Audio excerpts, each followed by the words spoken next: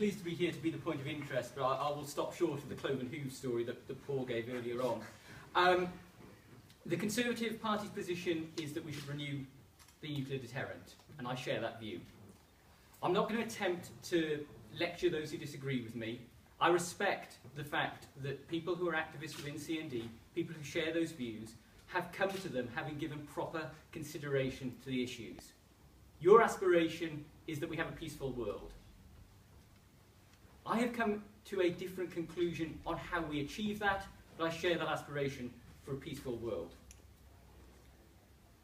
What is more, our nuclear deterrent is not a matter of boasting to the world who has the better arsenal.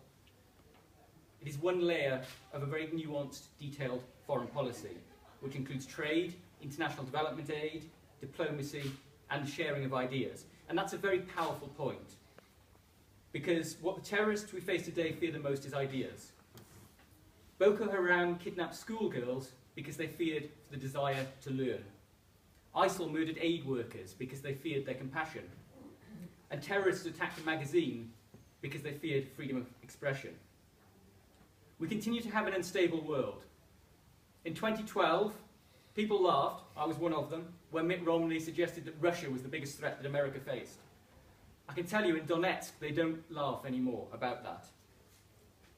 Relations between China and some of the Southeast Asian nations are strained over territorial disputes through the Senkaku, the Diaoyu Islands, for example, and through influence in the region.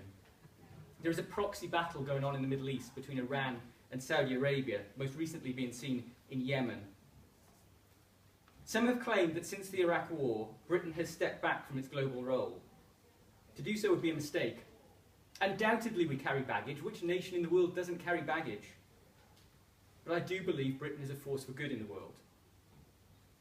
I hope to never see a nuclear weapon used, but to remove that capacity from our military would be a signal to the world that Britain was taking a back seat on international affairs. Such an outcome would be bad for Britain, and it would be bad for those we've helped over the years.